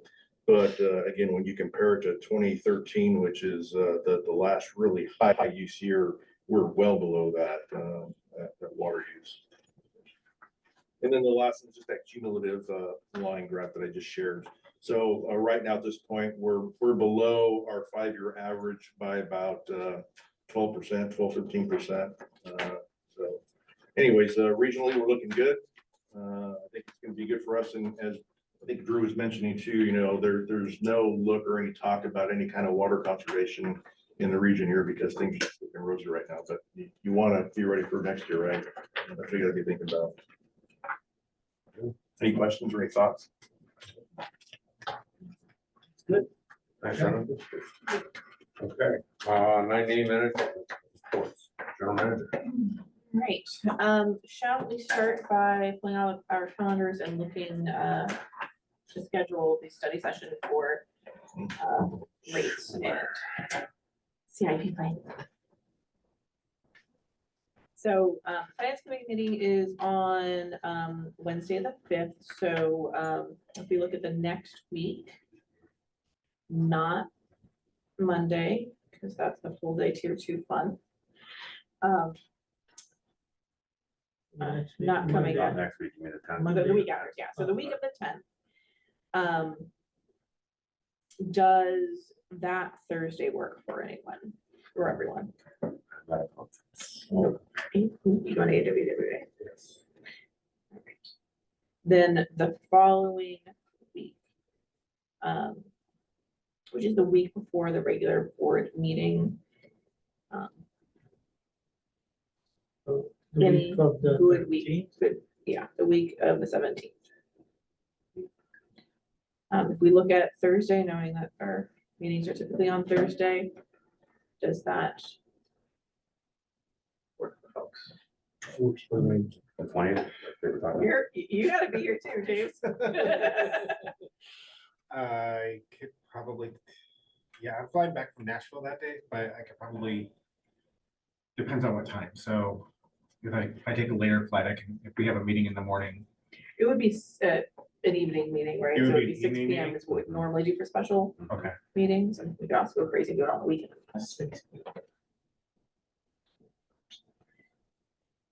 So would an evening work? I'll have to double check. Because right now I think I land at like 7 PM, so. A little hard, Yeah. even Zoom. That's the day of the wedding, by the way. For you? Not me getting married. I was like, Congrats. Okay, Sorry, Thursday, the 20th? yeah, Thursday the 20th. That's not great for me. Okay.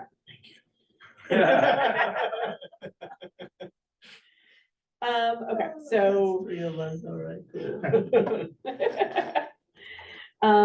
Shall we look at the week of the meeting early, of the regular meeting earlier in the meeting? Or sorry, earlier in the week? Ooh, sorry, conference. General manager summit on Monday and Tuesday. So if we do the next regular meeting is on the 27th, correct? Yes, So if we do it the same day earlier, we could do it the same day. That'll be a long day it will be, but and conflicts with work hours for I can be here by 5:30. folks. it will be committed for the one day instead of having. to, Yeah. You know, if it's okay with everybody. I'll be back by then. Yeah, Is 1 hour enough for the study session? I think so. You'll be asked to look at and think about rates and think about the funding plan for the CIP. No decision, but thinking about it. But at that meeting at 6:30, you'll also be asked to adopt the budget for the next fiscal year, which will include the capital plan. But again, as I mentioned, all of those projects will be big projects that you'll have to individually approve as we move ahead. So, you know, it's a chicken and the egg issue. I mean, Yeah. Jesus is making a face. Preferably, if we can have some reaction time between the special meeting and the regular meeting. But if that's the only day it works, that's the only day it works. But there's a lot to digest, I think, between the CIP. Yeah, it's a, We spent over an hour at the finance committee talking about. we went over the budget too. I mean, the budget took a lot of Yes, time. but a lot of it was going towards that. Yeah. Well, you know, I was trying to give myself some leeway after the finance committee before this meeting. We could go back to earlier in the month, the week of the finance committee. Which is, so the 5th, so the meeting is on the 5th.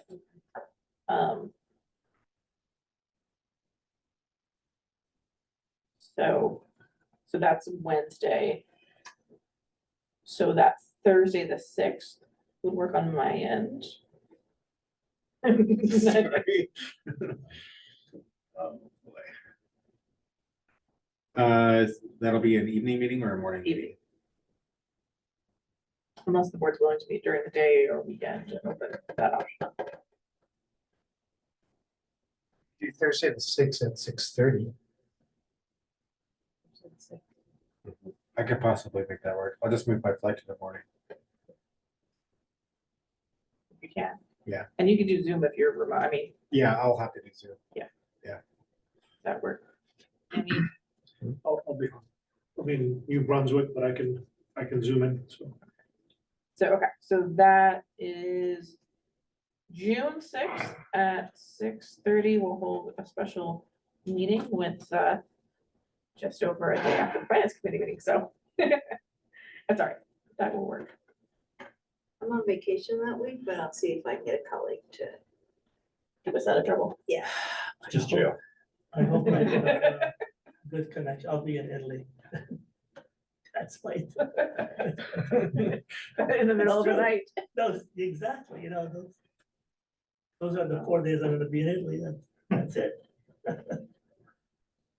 Oh, If someone's got Poor you, another Louis. option, I will. Yeah. I'm sorry you have such a wonderful jet setting life. Yeah. Exactly. We all wish to be retired like you. no respect, no Yes. respect. Where's I the know. violence? Listen, Where's the love? Where's the know. violence? More like it. They're so small, you can't see them. All right, that's it. All right, yes, Cool. so. Go ahead. Moving on to the rest of the general manager. Some things are going on. So last meeting, there's a question regarding the Bosco bond surcharge and what was the history of that. So that originated when, as part of the new water service supply agreement in 2009, the way we as agencies pay SFPUC for their capital projects changed. In the old contract, it was a utility model where SFPUC gets paid back over time as they make investments. That model had some issues where really SFPUC couldn't fund big projects that way. They had to front a very large cost for a very big project. The new contract, it went to a pay-as-you-go model where we as agencies pay our portion as the costs are incurred. And that also opened up an opportunity where we could actually take the old projects from the old model, where we had to pay over time at a 5% interest. And Bosco, on behalf of us agencies, actually took that debt and refinanced it at a better rate. It was beneficial to SFPUC because they got a big influx of cash, and it was beneficial to us as agencies because it saved us a lot on the interest, on the order of $2.63 million per year, or almost, $90 million in net present value savings on that. So that is why it was done. It is, costs that we would have and had been paying. It's just, was financially beneficial to us as agencies to take that method. So the other designs here. Yeah, mostly. When you say utility model, you're not saying that it seems a little strange to me that they're pricing capital costs and not just sticking in the cost of water. Which is what I would think what a utility model would be. It seems like they're taking capital costs. They're saying in addition to what you're paying for water, you're gonna pay another charge for capital costs. That's what they're doing prior to 2009. Is that? So the utility model, the way I'm most familiar with it, is that's how investor-owned utilities, like how water, have to do theirs, because that's what CPUC requires them to do. Where, say they want to invest, put in a new well, they have to first go front that investment, build that well. Once it's built and constructed, then PUC lets them wrap them into their rates. The same with SMPUC, they had to go front the money to build a project, and then we had to pay for that project over time with interest. Okay, So they were kind of loaning to the member agencies essentially to build a project. okay, all right. And then the other thing I was thinking about is sometimes we go through costs of water. This is really a cost of water, it seems to me. Do we include that in our cost of water? Yes, it's, one of the line items in our budget. It's rolled up, so but it's one of the detailed line items where it's just the bonus gas surcharge and it gets rolled up in our SFPUC charges. And it's literally a line item on our bill from SFPUC every month too. Okay. Right, thanks. I mean, and that was why Bosco was formed in the first place, was to be able to then take on debt financing as well. Because it used to just be an association, they couldn't do anything. So I think that's my understanding as well. And when back when they wanted to get the whole WIPSIT going at $4 billion, San Francisco would have had to have fronted the whole $4 billion instead of we ended up paying half of it. Yeah, I think as a rule, we pay for 2/3 of the cost of everything. We've been paying a lot for water. Guaranteed. Yeah. Anyone else? The next question that came up was regarding, why SFPUC's costs to us aren't tiered. And so what they have is described as a postage stamp model. For example, doesn't matter where you live, it costs the same amount to mail a letter. You can be super rural, you could be immediately just to the post office. Obviously, it costs more for someone who's rural to mail, the actual cost, right? So we as agencies, we all share the same amounts regardless of where we are in the system. Certainly you have like Hayward in the East Bay who never gets water from the Harry Tracy plant over here. Just because physically it doesn't work in the system, right? But it's not a portion so that say they're not paying the cost for Harry Tracy. We share in the cost and the benefit of the whole system. Certainly the alternative model has been discussed, and it's actually is something that is within SFPUC's power to change. And we may see them, there's been some indications that they may be wanting to make changes to the rate structure, not necessarily to tier. But that is something that they are now incredibly well aware that Bosque agencies will be very engaged in, and they've committed to a much more collaborative process after we just went through this little bit of a hiccup on the small dollar amount costs of fixed service charge changes that they implemented. They got a little bit of pushback. So if there's any change, we'll be very well engaged. We'll have a lot of opportunity for input and otherwise, but having this postage stamp model rather really does benefit us agencies in that we have very similar collective interests. It helps kind of unite us because we're not pitted against each other. Well, they pay this much or I pay this much more and you don't, and so it matters more to me. Does that make sense? We have that challenge with hills, right? People that live up on the top of the hills, we pay for the pumping costs to get the water up there. Although we get our water from top, but a lot of agencies have that pumping. And then there's always the flatlanders versus the top, and so it's a zero-sum game at the end of the day. But like Kat said, it makes us united. Some agencies do have a pumping cost, but like Burlingame. It gets challenging to administer that. Pros and cons. So I'll try to go through other things relatively quickly, but I will mention that, certainly in context as we're talking about rates, I am doing what I can to see if we can get an alternative funding source to support some of these projects. I do have a meeting with Senator Becker set up, actually keeps moving, but it's set up for tomorrow afternoon, and a meeting with the senator herself to talk about older projects. Zoom or And phone call. phone call? And I did, we did engage the support of Buller Strategic Advisors who put us in contact and got his attention. So seeing what we can do.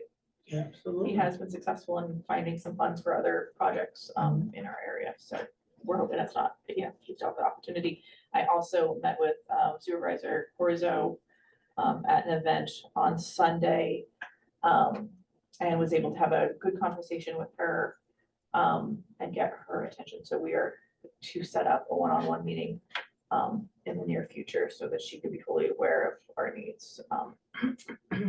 And so is that, Happened, stream dried up. yeah, and you know, a perspective I was given was that she's just still very new on the Hill. Even though she's in a good position, she's still not really able to. Yeah, it's her first term, so. Yeah. Becker, however, is much more established and has proven to be more successful this year, even with budget deficits, so. So how it goes. DOC, I didn't have in my report last time, so here's the details on the interest rate, the new, and then an updated kind of, you know, visual of the ladder. There is, and I included some attachments on SB 366. This is an interesting bill that's being presented to the legislature.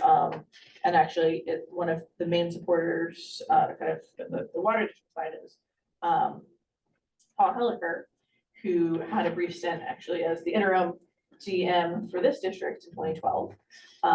So I met with him, Director Wheeler also met him at Aqua to learn more about this. So it's essentially, it's the bill doesn't have any opposition. It's a bill that sets requirements to for the governor's California water plan to actually have a real numeric target for amount of water supply improvements to see across the state, as opposed to the plan, which doesn't have any targets and is kind of not really a plan anymore.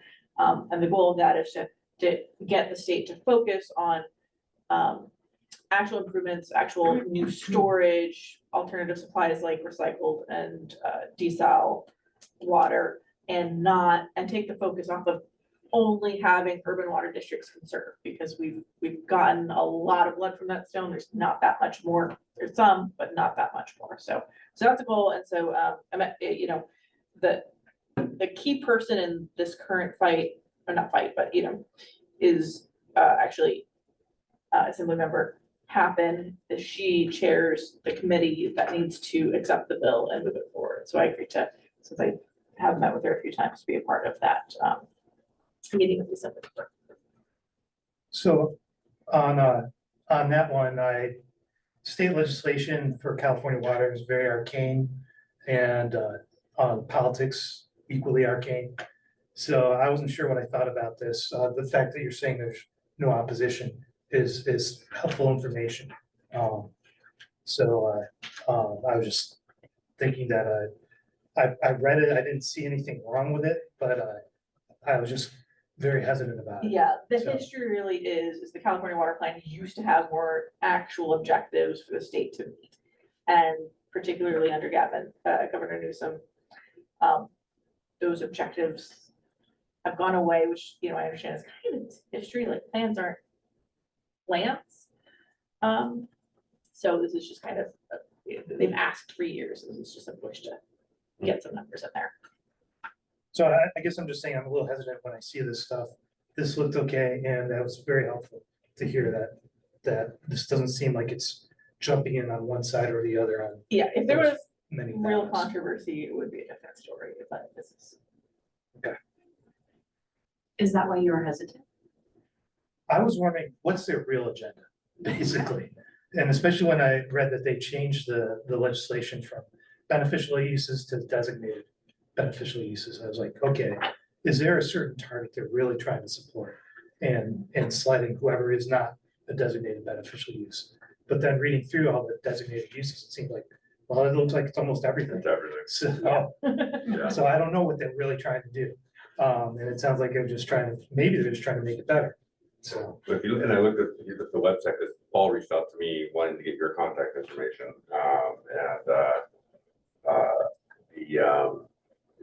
The list of people that support were like all special districts and ag, and you know, and I'm looking at this going, you know, not many cities signed up for this one. So I don't know. There's definitely a consortium. It could also be, I don't know, is Aqua behind that as well, in any capacity?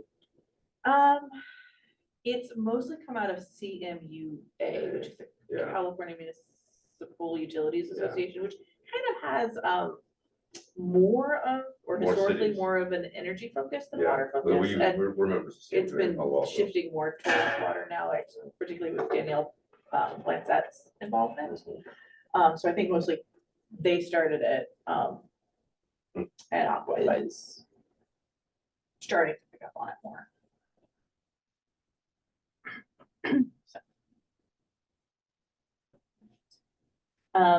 The other thing, so we did adopt an administrative procedure to support the use of bunkhouses for primarily on-call operators, but also obviously emergency situations. So you have a copy of that administrative procedure in the report. And we also have the employee appreciation dinner, which almost everyone here was able to attend, which was, I think, very fun and positive.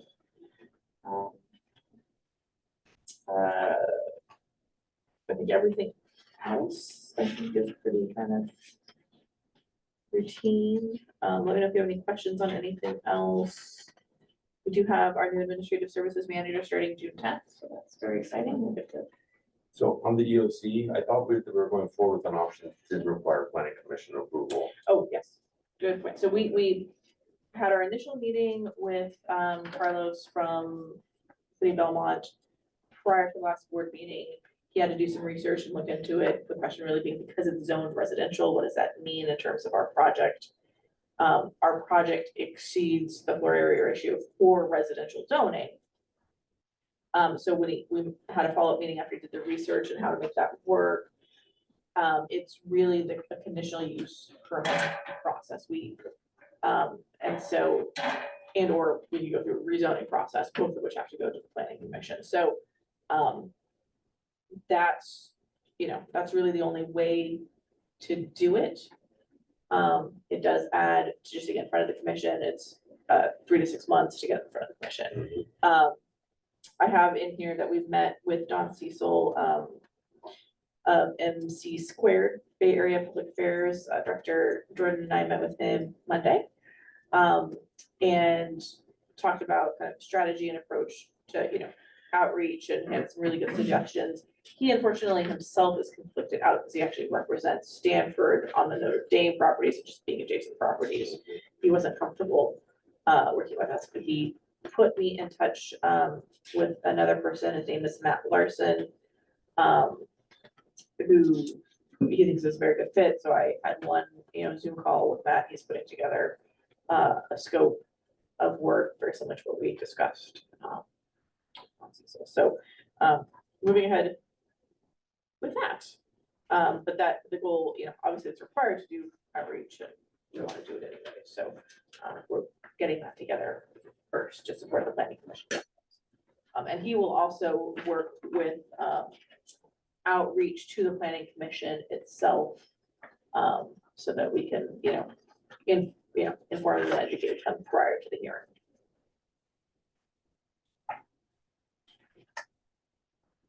Any no questions? All right. Thanks, Scott. Operations report. Yeah, on the first page of the operations of the projects, near the bottom, I just kind of been sharing with the board how we're doing with our lead service line, look.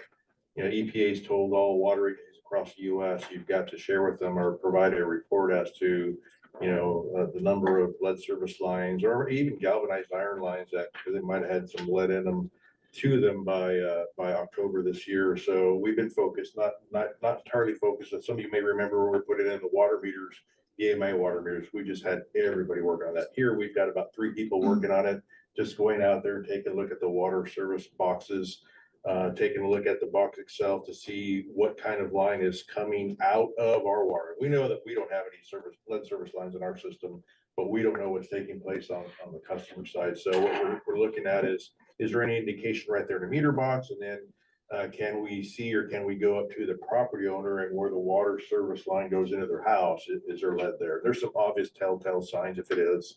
So far, knock on wood, we haven't come across. As you can see here, we've surveyed almost 4,600 water service connections in the system, and we've probably found maybe 2 or 3% of them are galvanized iron, but the majority of them are copper, you know, and just no lead service line. So we're confident that we're gonna meet the EPA requirement to report out by October, and we'll go from there. There's some reporting requirements even for those customers that have galvanized iron, that we have to make them aware of it, because there's a potential, I guess, depending on how the galvanized iron is, it could have some lead components to it. Only if you have evidence of lead service line being upstream. Okay. So you actually have to have that. You have to have it. And well, if it was ever there, if you find galvanized, then you have to go look through all your records to see whether you had lead upstream. Yeah, So we've got like 1,600 galvanized lines that we're now going through it, each single one, looking at every service order, every as-built. But But no lead. no, we have lead loose packs. We know, we don't know where. We know they're in the system, but those don't count. And then the other thing I typically point out is just our activity with the USAID Underground Service request. So we had 317 during the month of April, which is the most we've seen in almost a year now. So just kind of gives a level of activity in the community here. But other than that, it's just been a typical month. We're still recuperating from the loss. Kat's gonna report out a little bit later, I think in closed session, with regards to additional cameras that we're putting on our Sonatrol system at the corporation yard, and an update on vehicles and stuff like that. So I'll leave that, but if the board has any questions about what I have in here, I'll be happy to try and answer for you. Not hearing any. Thank you, Ron. Sure. Administrative Services Manager report. Okay, just two highlights for me, and that's that we'll be bringing the records management policy to the board for review and hopefully adoption on June 27th. And then the personnel policy update on September 26th. All I have.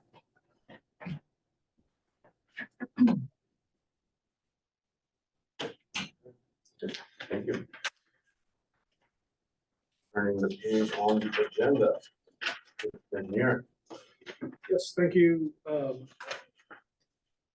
There's an update on the harbors in the report, Dakota, Lincoln, Newell. There's an update on that. We received comments back from the consultant on the addendum request. Those are forwarded to district council today. So those came in today. And as mentioned in the report, we hope to bring the master CIP program, which is different than the 5-year program you're going to see as part of the rate special meeting. This is the sort of the big gigantic one. We update that every few years. So we're hoping to bring that back to the board in June as a draft, and then hopefully you're not adopting it, you're accepting it. It's basically just a big old report. So there's no, and then we use that report to just pick off projects to put into 5 years. So we're hoping to bring that as a draft to the June meeting. Moving on to Old County Road. It's in the final wrap-up stages. Cross our fingers, things are going okay. So this report that you have is as of April 30th, and we're tracking at about 5% change order for the entire project. But we are going to get some big ticket change orders coming in May, so this month. So you'll see it next month's report. And part of it has to do with, not part of it, most of it is for paving, additional paving that has been requested by the city of Belmont and city of San Carlos. And as you know, that's been sort of an ongoing concern of ours. And so we're pushing back and trying to negotiate that as best we can. And it is on our radar once, so we've had conversations with the city manager in Belmont, and also when the new public works director is hired, we'll be talking to them about it. But who's this coming from? The city inspector. Inspector. Right. And you don't want, oh, it's a good way to say this while we're being recorded, but we want to deal with these things at the beginning of the project, when we can budget for it, when we can plan for it, when we can sit down around the table and talk about it. once you get to this level and everything's done and we have somebody telling us to do this, it's really hard, right? Then it's a change order, then it's the contractor just wants to get done, you know, so it's a really kind of the worst time to be dealing with this stuff is at the inspector level. There's nothing wrong with the inspector. I'm just saying it needs to be done, you know, during the planning stages, so we can all plan for it. So, but it's the road is in a really bad shape. So it's just a combination of a lot of bad things. And then also the proportion of it, we will have to, wouldn't say it was our fault, but our project caused it because we had saw cut a portion, which is the first order of work. We started digging, we ran into something that was not marked correctly, so we had to shift it, you know, shift our line. That's already done. Everything's in the ground and done, but because we shifted it, now we have to pay a little bit more, right? Because we shifted our line. So that will be all detailed out in the change order next month. But I just want to prep the board that it is coming. So the 5% looks good now. I want to get it under 10%. Like that's my goal for a massive project like this. So I think we'll be able to do that. So, but besides that, last thing I want to report that's not in this report, but the last back T tests are where we test the water to make sure it's free of any bacteria before we tie it in. All have been coming in clear throughout the project. The last one for the last tie-in ended up coming back positive.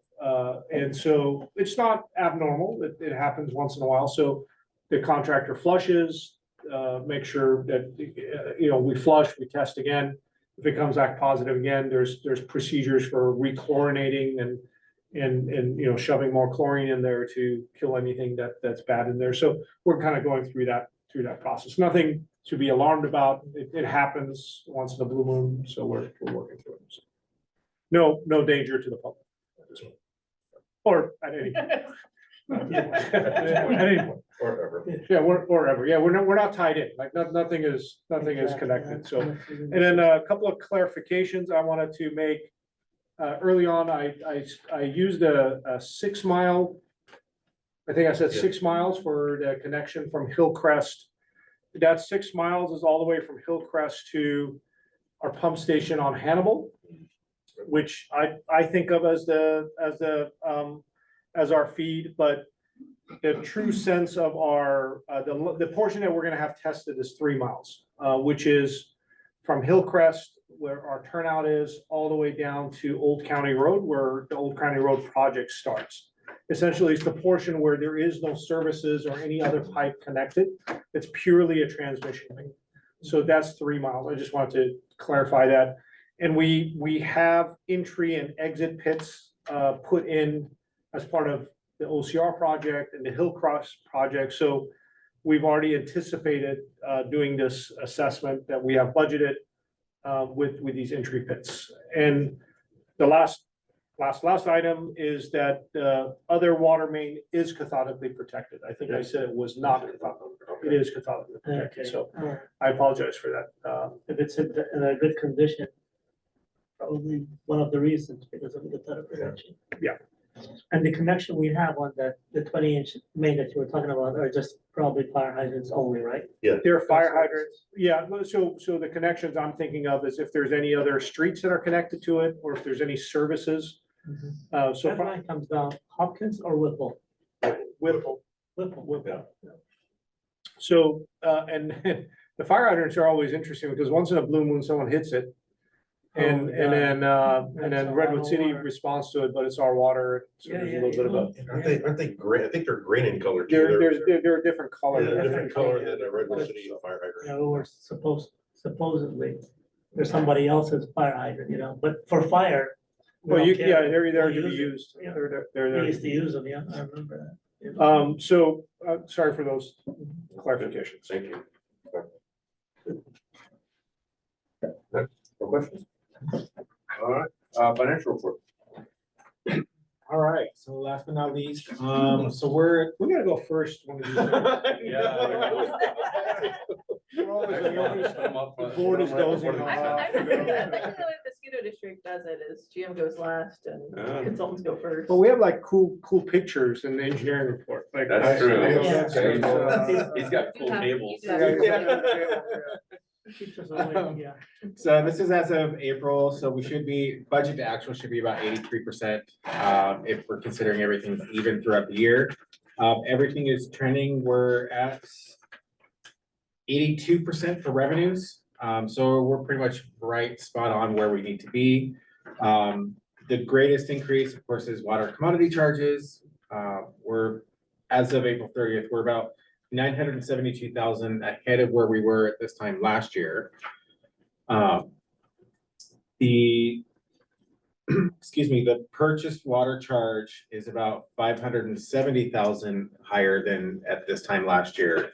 So those are the two biggest increases. So overall, we've got a net gain, or, you know, excess of revenues over expenditures of about $3.6 million, that we have recognized so far. So the statement of net position, so we have about $19 million, $19.6 million that is considered an unrestricted net position. And then as far as investments and reserves report, we had a question to come out about the fiscal agent project funding account for interest earned for $118,000 and with a zero cash balance, but that's because we had $4 million at the beginning of the year that we earned interest on, and then we just spent those funds through the end of April or through the end of March. So we're keeping that interest earned there because, I mean, that's interest earned during the fiscal year. And then next year that line will go away. We'll just have an interest earned on the sweep account. And then we expect the Zion's investment account to go up as well significantly over the next year. And then finally, that last schedule, just kind of the capital projects activity from last year or from last month. There hasn't been much activity over the past month. So basically we have spent all our COPS funding. So we're going to be we pulled a little bit out of the operating surplus for some of the capital projects, but that's about it as of April 30th. Keep it short and sweet.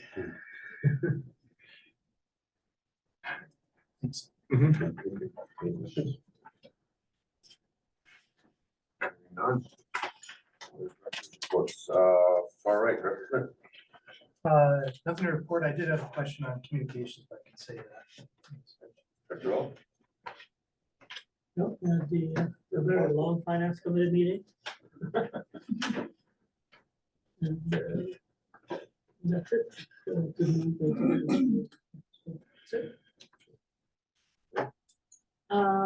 As Kat stated, I met with her and Don Cecil regarding a communications plan for the Folger property. So he is conflicted out, but promised to just be available if we have any questions.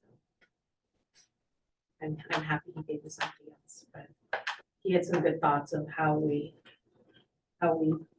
position ourselves in terms of modernizing.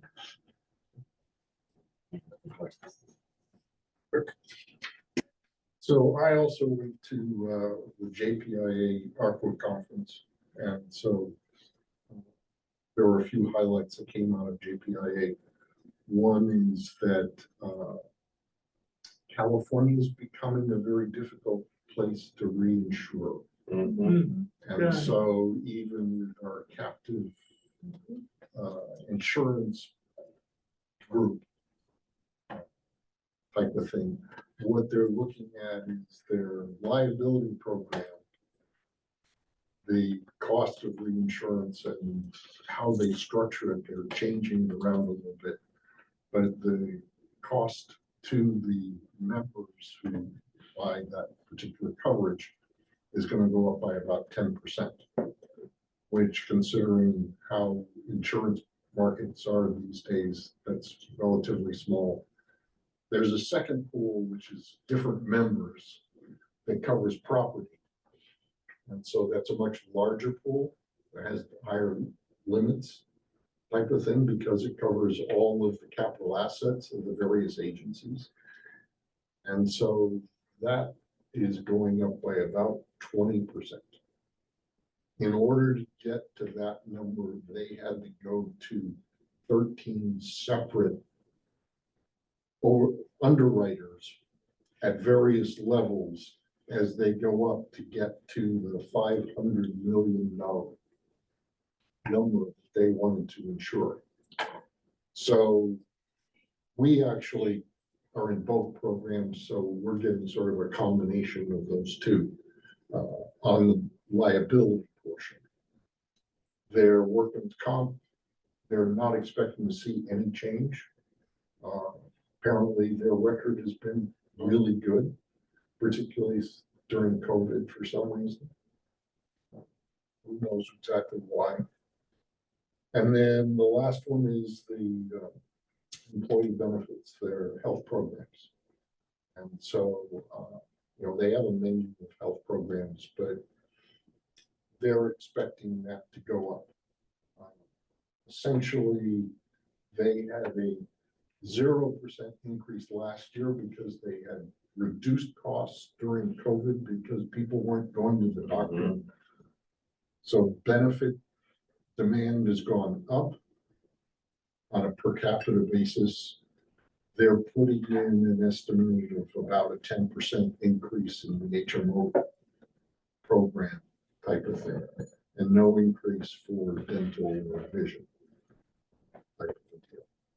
But they're saying, we don't know, nobody knows what's going to happen to the medical claims process in terms of a lot of people have gone back to the doctor and a lot of people are getting deferred medical treatments of various types.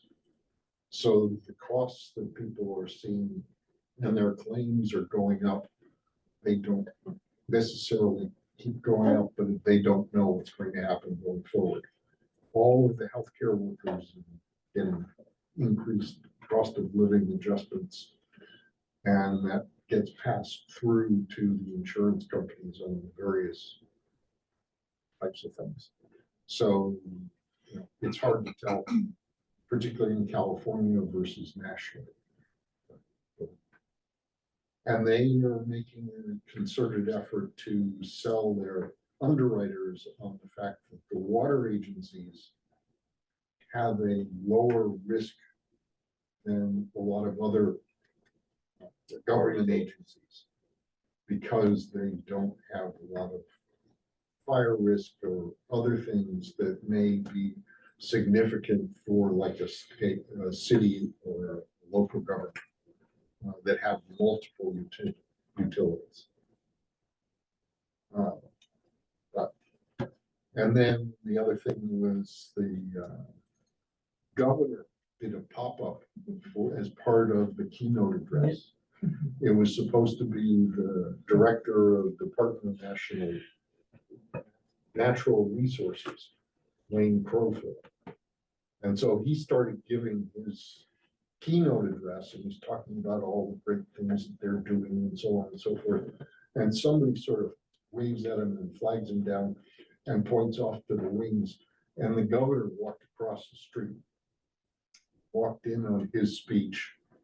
The governor gave a 15-minute speech, which was, he was speaking off the cuff, no notes, no prompter, but he went down a list of every single one of Aqua's prime things that they are interested in and how he's, you know, aware of them. So it was like the storage projects, the Sigma stuff with, and the groundwater stuff, conjunctive use, new storage projects, the new agreements for natural streams and wildlife. Is that what they changed the name of the settlement agreements to? That's the rebranding of the voluntary agreements because they're not, the actions are not voluntary. That's being kind of misinterpreted by some folks. Right. So yeah, it's healthy streams, I think is what it was. Healthy streams, yes. So they're rebranding that whole portion.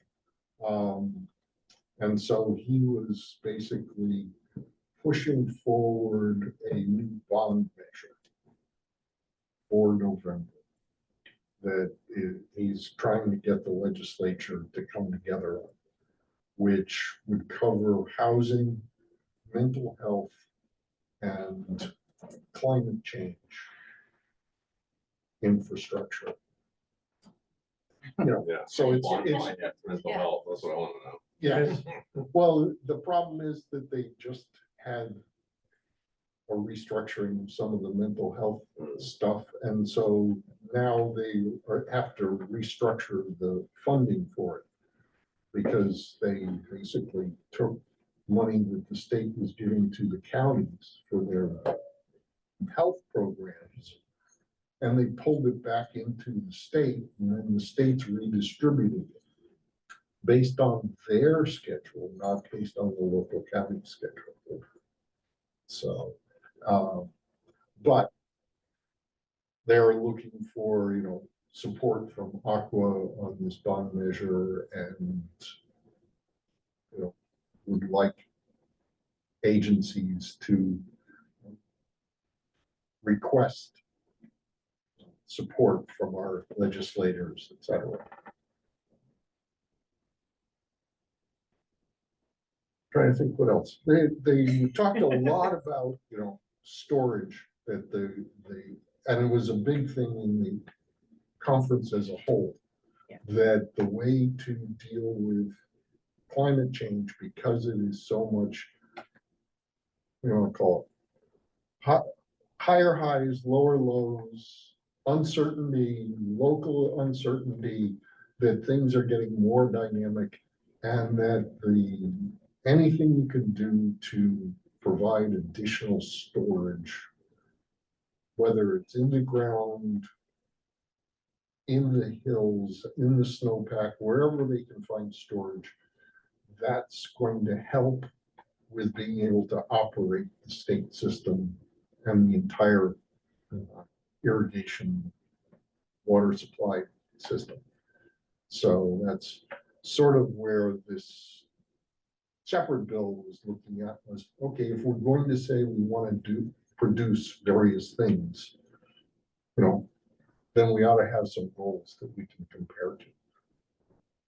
Because the actual state plan that the governor's been working on for the past 2 years is a lot of words and not very many numbers.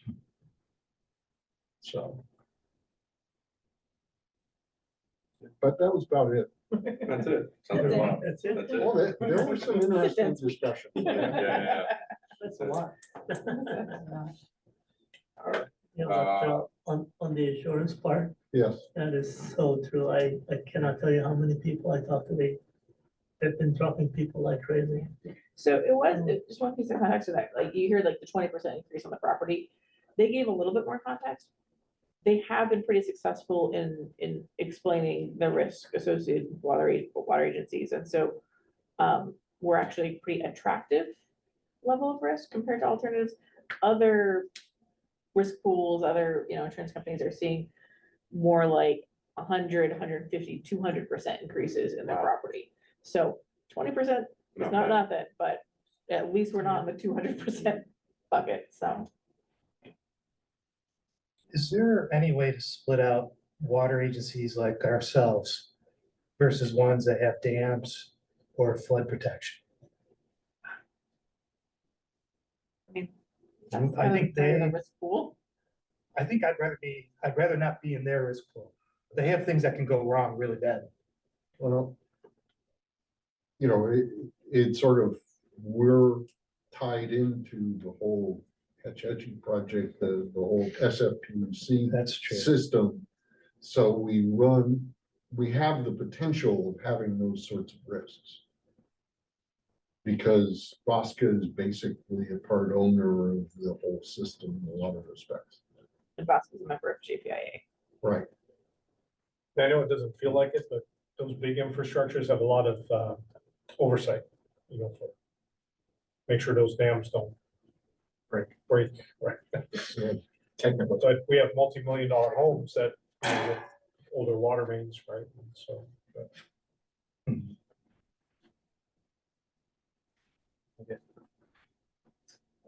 Well, then I'll go last. I have nothing to report other than interesting tidbit. Los Angeles Department of Water Power, I'm not sure if anybody saw, appointed the new general manager.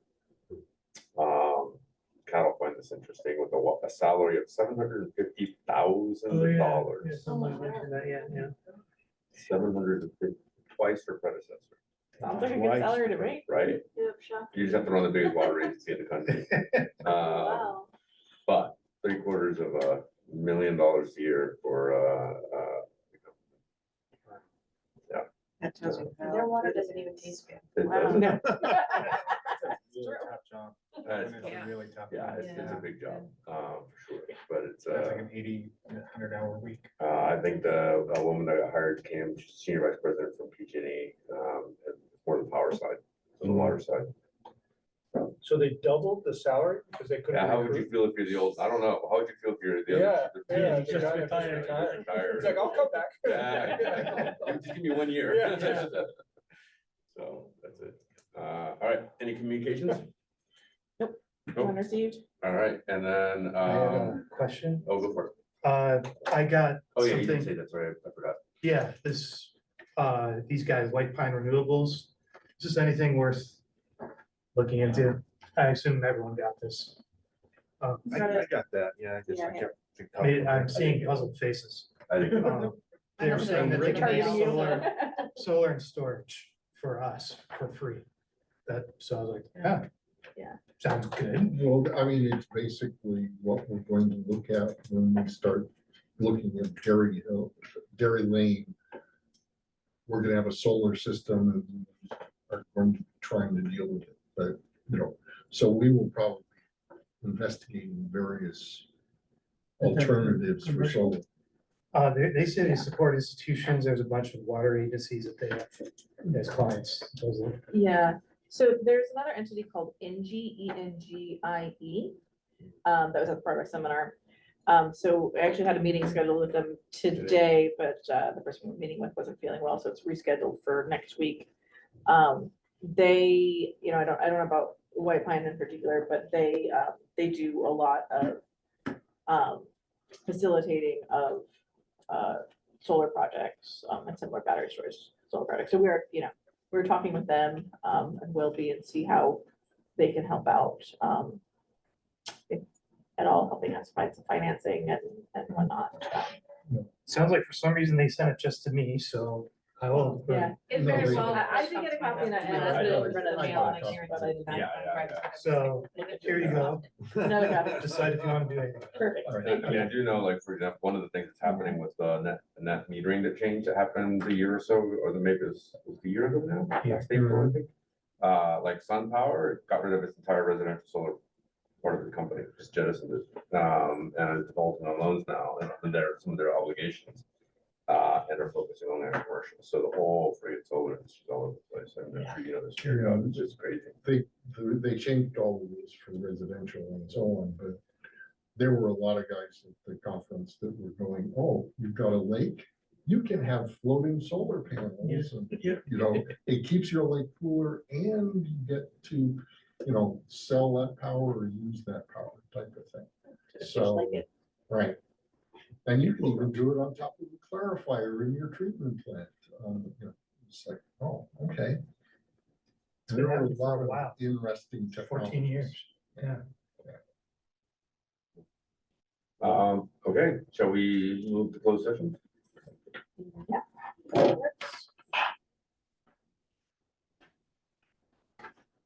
Before, yeah. We're going. Get out of here.